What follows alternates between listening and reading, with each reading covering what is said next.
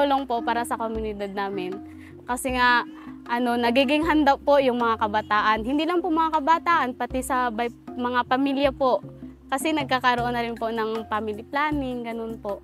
Mas nagiging ready po yung bawat isa. Saya kami kasi maraming natulungan yung organisasyon na to, na sana marami pang matutulungan kasi hindi lang kami yung kailangan na makaranas ng kanitong tulong. Sana makakaano pa rin abel din sa iba.